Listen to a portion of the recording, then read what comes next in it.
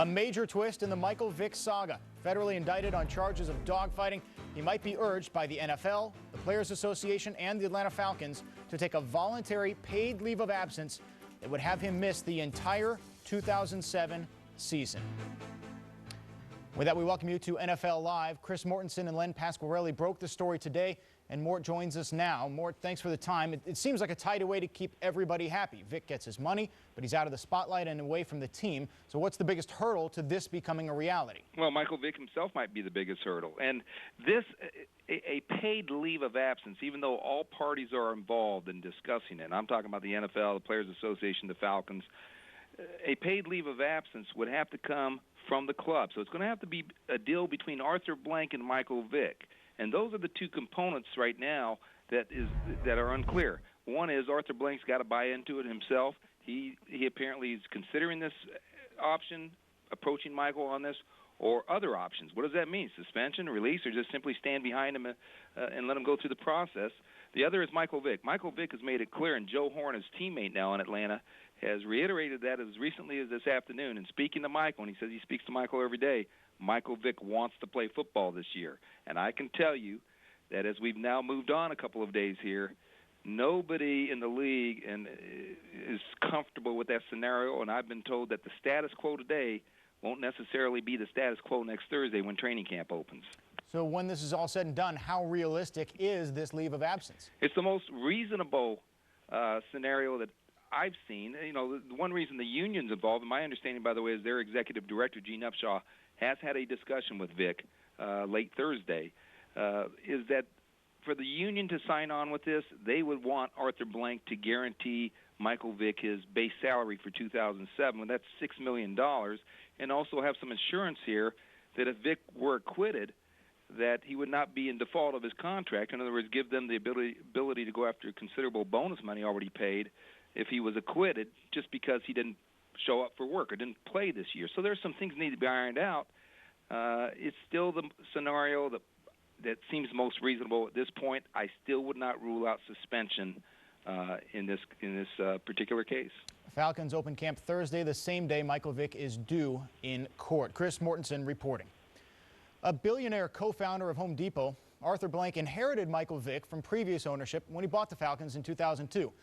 But it was Blank who soon after drew a seemingly blank check to cement Vick as the face of Atlanta's franchise. In the wake of the federal indictment on dogfighting charges, that $130 million investment puts Blank in a precarious position. The heat got turned up today outside the NFL's offices in New York City. Kelly Naki reports. There's no excuse for animal abuse! More than 50 people representing PETA protested for over an hour outside the NFL's offices in New York, calling for Commissioner Roger Goodell to suspend Falcons quarterback Michael Vick following his federal indictment on allegations relating to dogfighting. I think we sent the message to the NFL loud and clear that fans and just the general public are outraged about their lack of action on this issue. I think most fans agree that based on the strength of the allegations, Michael Vick needs to be suspended immediately. Commissioner Goodell visited today with the American Society for the Prevention of Cruelty to Animals. For about 3 hours, they discussed what type of animal cruelty programs they might show players during training camps across the league. The NFL is also planning to film public service announcements on the topic. Commissioner Goodell has already handed down some notable suspensions in his new take on the league's conduct policy. Titans cornerback Adam Jones for the entire 2007 season. Bengals wideout Chris Henry and former Bears defensive tackle Tank Johnson for the first 8 games.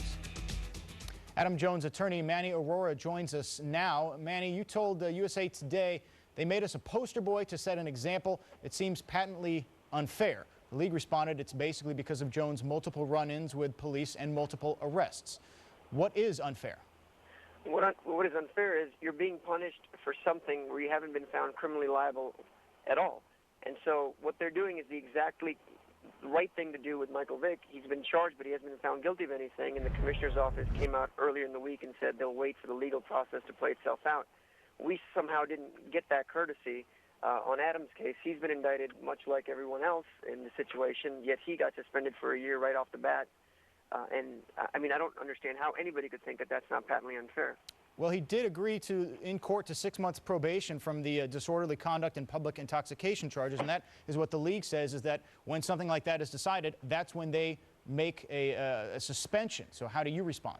Well, it's not probation. What they've done is they deferred the case. As long as he stays out of trouble, the case will be dismissed. Probation is based on, I plead guilty, I did something wrong. That didn't happen in the Tennessee case. And frankly, on a case in Tennessee where the maximum punishment is like a $50 fine, you're going to tell me that that justifies a year-long suspension? You know, the NFL can do whatever it wishes because apparently they have carte blanche authority to decide punishment without any sort of parameters nowadays under the new conduct policy. But you still should have to be convicted of something before you get punished. Otherwise, I just don't see how it's fair. What are they going to do when he's acquitted like he has been on the other cases? You know, how do you get that part back? Well, as I understand, Jones was subsequently has violated probation in numerous incidents. But we will get back to you, Manny, in just a second. John Clayton, what do you know about what the NFL is debating about what to do with Michael Vick? Well, really, the debate now is to see whether he should be allowed to go to training camp or not, and that decision has not been made because certainly it was left unanswered when Pac-Man decided to drop his grievance. And, of course, Pac-Man would want to go to training camp, at least be there, create the possibility of maybe being available after 10 weeks of the regular season. That's something that Roger Goodell, as far as that 10-week period, has to decide in November. But I guess in some ways, what Pac-Man's agent is trying to push right now is to see where he stands with the commissioner and whether he can get him back to camp. What's unsaid is what the Titans want. They haven't said they want him in camp or don't want him in camp, and you probably figure they may not want him in camp. And so what the decision coming down before next week, sometime I would have to think by Tuesday or Wednesday, is whether Pac-Man will be allowed to be in training camp or not. Titans camp begins next Friday, Manny, and Jones's agent has already said that we're optimistic he will get to participate in training camp and play in preseason games. What are you doing to make that happen? Well, what we're doing is we're trying to expedite the Las Vegas situation as much as we possibly can because otherwise it's just going to take well over a year to get it resolved. I've talked to his agent, we're working with him, and we're also considering petitioning the commissioner to get him back into training camp, assuming that doesn't already happen prior to the report date next week. John Clayton, the Titans brought in Nick Harper and Kelly Herndon at corner, spent 2 draft picks, including a first-rounder on defensive backs. Inevitably, there would be distractions if Jones is in camp. He'll take away reps from those guys that they brought in. Why would they want him in camp? That's the question that right now they're not answering. I mean, they haven't really shown support in trying to get him back, and what we don't know is what they're doing behind the scenes as far as talking to Roger Goodell about that. You know, certainly Pac-Man can at least, you know, work on the practice squad, do some things to stay in condition and keep himself at least fit enough to be able to be in the season, but certainly you'd have to figure the Titans are going to let Harper, Herndon, and the young group of cornerbacks work and do most of the reps because they're going to be the ones playing. And so what it comes down to is getting some kind of guidance from the commissioner as to whether he's going to be allowed in, because right now the Titans aren't saying whether they do want him in camp. John Clayton, ESPN NFL insider, and Manny Aurora, attorney for Adam Jones. We thank you both for your time on NFL Live. Michael Vick hasn't said a word publicly since the indictment came down, but he has spoken with his newest teammate, Joe Horn, and the voluble wideout speaks with us when NFL Live spirals on.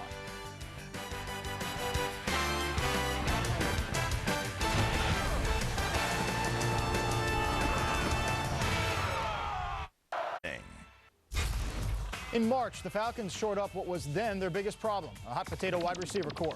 The fix at 4 years, $19 million, longtime Saints rival Joe Horn. Horn spoke with Vick last night. Earlier today, I asked Horn what the QB said. I asked him, was he all right?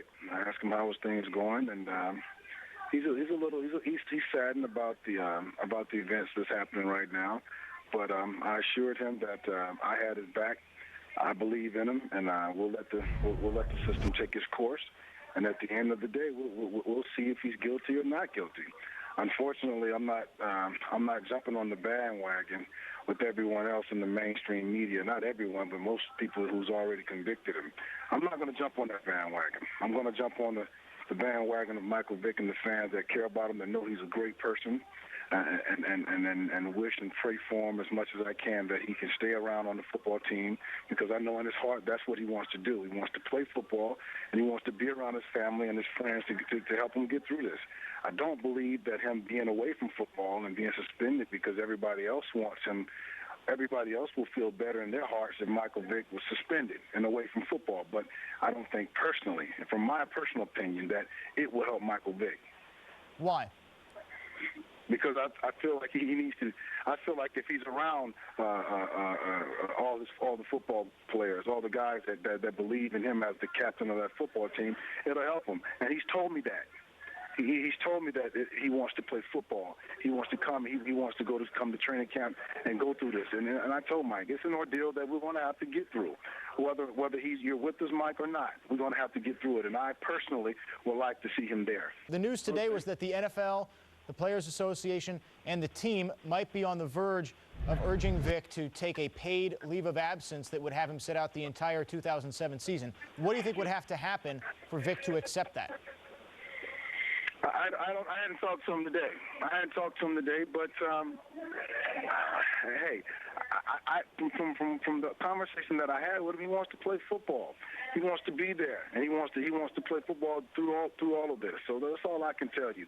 And I agree with him. I'm with him. I'm with him on that. I would love to have him there because I think it would help him more for him to be around the players and to do what he loved doing. I mean, I'm sure a lot of people might disagree with me. But I'm giving you my personal opinion. I talked to the kid and every other night that this happened, and he's saddened by it. He's not happy that this is happening, and he's saying he's innocent, and I believe him. And like I said, I'm not going to jump on everybody else's bandwagon because they see the pictures of his old house and everyone else that's basically wanting him to. That's convicting him already. I'm not going to do that. I'm going to let the system. I'm going to let the justice system take its course. And at the end of the day, whether it's next year, 4 months, 5 months, we'll see. When all the evidence presents itself and then they go to court, we'll see if he's guilty or not. It doesn't appear that he will be in training camp on day one on Thursday because although you open camp that day, that's also the same day he's due to be in court for the first time on these charges. How does it affect the team's ability to focus on football when it doesn't know who's going to be the quarterback each day at practice? Let me tell you something. My man. The athletes in professional sports, we're blessed to be paid a lot of money to make a lot of people smile or to make them have fun throughout their day. Okay?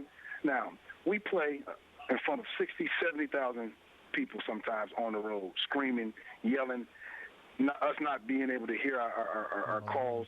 So I don't think Mike not being there or the quarterbacks that we have will mess our team up as far as winning football games. Joe Horn, we appreciate you joining us on NFL Live. Thank you for your time. Bless you guys. Have Falcons fans already jumped ship on Vick? Up next, you might be very surprised to hear what they said today on ESPN Radio in Atlanta. That and much more when NFL Live scrambles on.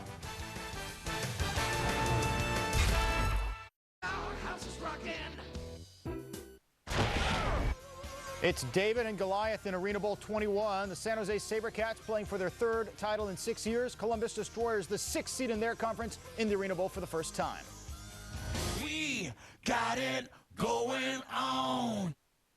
Falcons owner Arthur Blank has a favorite T-shirt. It reads, "There is no finish line." That mantra helped make him a billionaire in business, but how will he apply it to Michael Vick? And are the Falcons fans that packed the Georgia Dome already finished with the quarterback who gave them the middle finger just 8 months ago?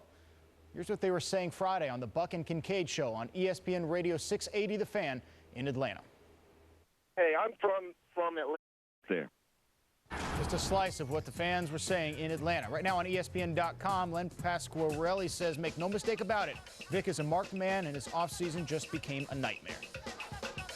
Vick indictment certainly the major news of the week, but not the only big news in the NFL this week. Dante got cut, Dwight got paid, and we'll catch you up to speed on everything you need to know about the National Football League. That's next on NFL Live. Everyday Matt. Recapping our top story on NFL Live, the major twist in the Michael Vick saga. Federally indicted on charges related to dogfighting, he might be urged by the NFL, the Players Association, and the Atlanta Falcons to take a voluntary paid leave of absence that would have him miss the entire 2007 season.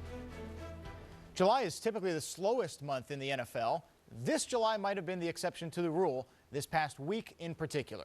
While most of the game's big names were enjoying their final days of summer vacation before the brutality of training camp arrives, and it does this weekend, some of the biggest names made all the headlines. Time now for a look back. The deadline is come and gone for both Asante Samuel in New England and Lance Briggs in Chicago. Here. What a week it was, and just into us at NFL Live, the league specifying how much it is fining Joey Porter for his Vegas brawl with Levi Brown. It'll be nearly $150.